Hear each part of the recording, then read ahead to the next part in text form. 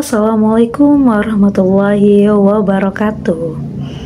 Alhamdulillahirabbil alamin wa bihi nasta'in wa ala umri dunya waddin wassalatu wassalamu ala asrofil anbiya'i wal mursalin wa ala alihi wa sahbihi ajma'in, amma ba'd.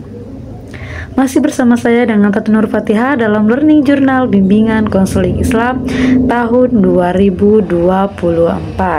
Nah, pada kesempatan kali ini saya akan menjelaskan tentang apa sih konsep public speaking itu. Apa sudah ada yang tahu? Nah, mari kita simak bareng-bareng ya. Jadi, pengertian dari public speaking itu menurut Dunar mengatakan bahwa public speaking adalah kemampuan seseorang untuk berbicara di depan umum dengan benar.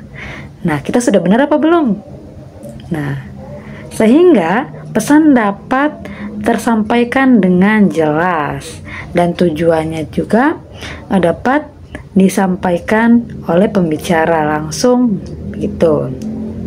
Kemudian yang kedua yaitu ada menurut Susi Susanto dan teman-temannya. Public speaking ini adalah proses komunikasi verbal yang dirancang untuk mempengaruhi pikiran, perasaan, dan tindakan audiens. Begitu.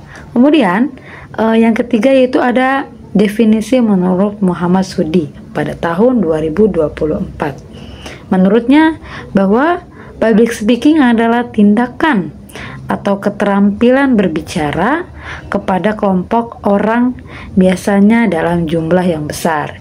Jadi jumlah besar ini maksudnya audiens yang mendengarkan si pembicaranya. Baik, yaitu selanjutnya yaitu saya akan menjelaskan tentang dasar-dasar public speaking. Nah, menurut Arifin pada tahun 2013 dalam buku Andiwi Mayfilina, dasar-dasar public speaking itu mencangkup dua. Ya, yang pertama yaitu ada pendengar atau audiens atau listener. Yang kedua yaitu ada pembicara atau speaker. Nah, mari kita jelaskan satu persatu ya. Jadi, pendengar itu biasanya didominasi oleh banyak orang. Nah, pendengar ini lebih banyak daripada pembicara biasanya. Nah, ada 3 aspek.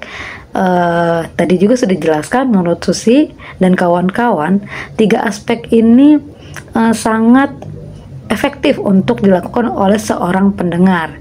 Yang pertama yaitu bagaimana si pendengar ini berpikir, bagaimana si pendengar ini merasakan, dan bagaimana si pendengar ini untuk melaksanakan tindakan apa yang telah ia pikirkan dan rasakan. Itu karena jika ada salah satu yang tertinggal dari 3 aspek tersebut, maka proses penerimaan apa yang disampaikan oleh pembicara tidak akan begitu jelas atau baik ya teman-teman.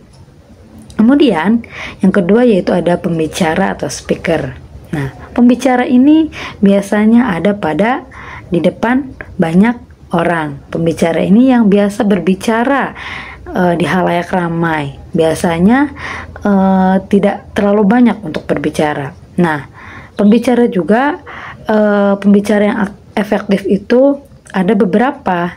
Yang pertama, gaya bahasa, kemudian intonasi bahasa itu harus sesuai atau jelas agar pendengar ini dapat menerima atau memahami apa yang telah dikatakan oleh seorang pembicara.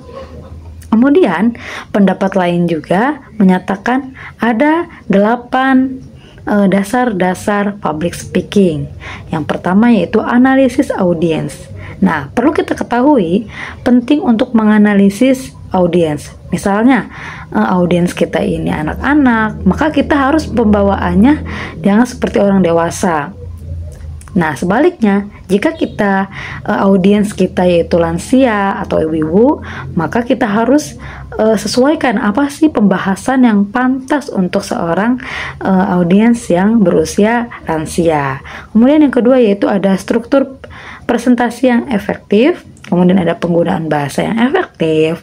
Nah, sudah dijelaskan tadi ya, penggunaan bahasa ini sangat penting untuk kita lakukan pada proses public speaking.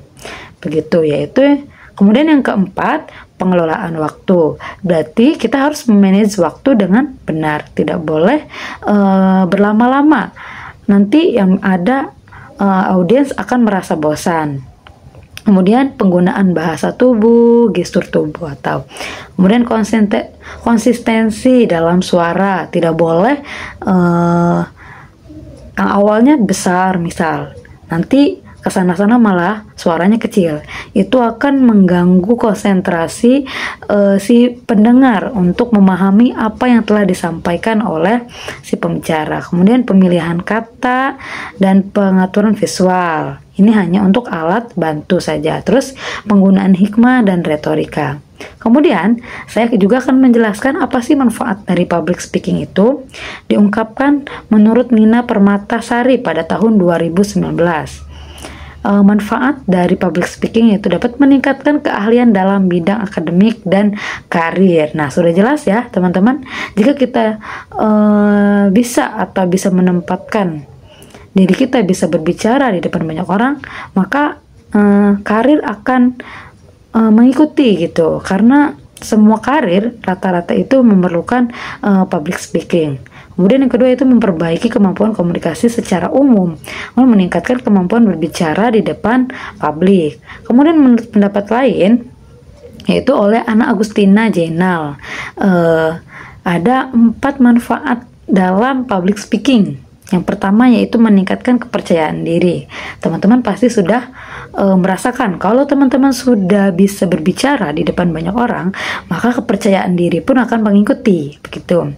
Kemudian ada keterampilan penelitian yang lebih baik, kemudian ada keterampilan deduktif yang lebih kuat, dan yang terakhir yaitu ada kemampuan untuk mengadvokasi penyebab.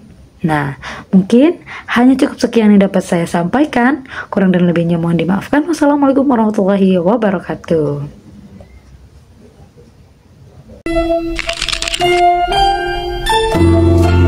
Thank you.